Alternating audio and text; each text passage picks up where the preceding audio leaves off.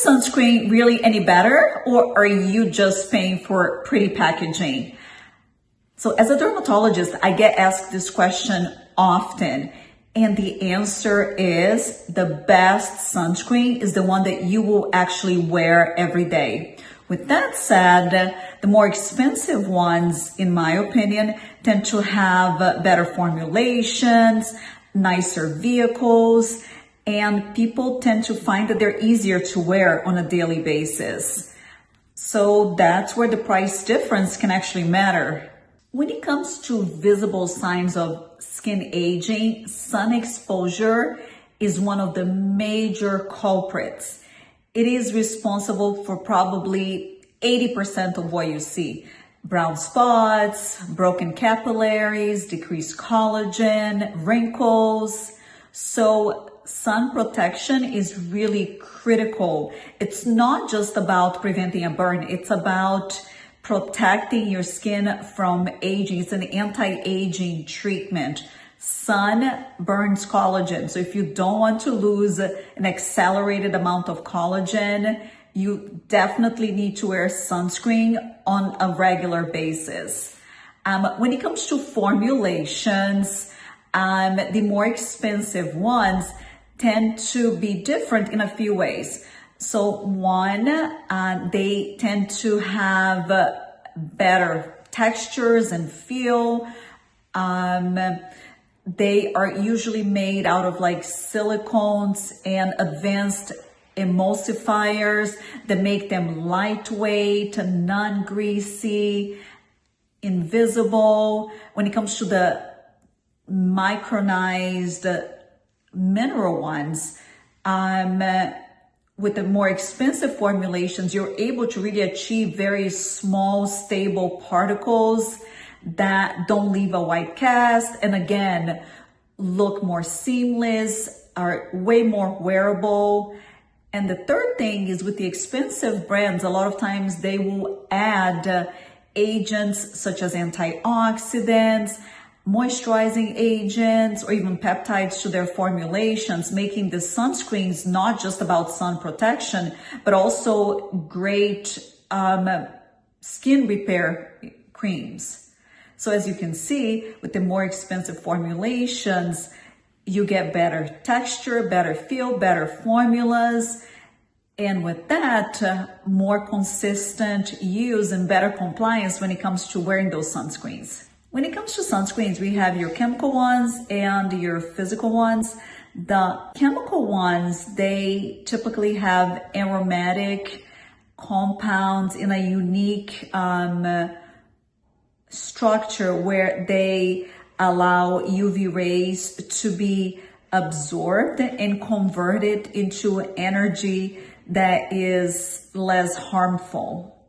They typically are composed of different organic compounds that create protection against UVA, UVB, and broad spectrum. One of the issues with a lot of the chemical sunscreens is there is concern about internal absorption of those components and safety when it comes to that, but we just don't really have enough data to say that the absorption leads to harmful effects. And the other thing I wanted to point out is some of the ingredients in the chemical sunscreens can make people allergic to the sun. They create a phototoxic reaction where if people put them on, they actually have a worse burn than if they have no sunscreen on. So, those are just some issues with the chemical ones. The mineral ones, they're usually composed of zinc and titanium dioxide, and they tend to just reflect, UV rays. So the energy does not get absorbed, or their sunscreen gets kind of like the bad effects of the sunscreen get blocked. The issue with the mineral ones is that a lot of the old formulations were composed of big particles that came in very white cast kind of thick formulas. People didn't like how they felt, how they looked. But with the newer sunscreens, the micronized zinc and titanium ones, the particles are much smaller and they look much more seamless, they are much more invisible, and they don't leave that horrible white cast that the older formulations left. The other thing is, I talked about internal absorption of the chemical ones with even the micronized minerals. That doesn't seem the case. They just seem to just stay on the skin and really don't get into like the bloodstream. So because of, some of those issues, the FDA actually stance on sunscreen is that the mineral ones are the only ones that are found to be safe and effective. Their stance on the chemical ones is that we need more studies to really assess if those chemical components are harmful or not. They're still allowed, but it's sort of like a gray zone. I personally tend to favor the mineral ones. I like that they don't have that sunscreen smell. I find that they're actually more effective against UVA and UVB. And they are safer when it comes to ingredients. And they don't create as many allergic reactions as the chemical ones do. But the bottom line is, there are two kinds of sunscreens, chemical and physical ones. They're more expensive formulations, cheaper formulations. When it comes down to what really matters is the best sunscreen is going to be the one that you wear. When it comes to the mineral ones, which are the ones I favor, the more expensive formulations tend to have the more micronized, smaller particles that don't leave a white cast and just look better. They come in nicer vehicles that feel just more luxurious and easier to wear. A lot of them are lightweight. They blend really nicely. So is it worth paying more for your sunscreen?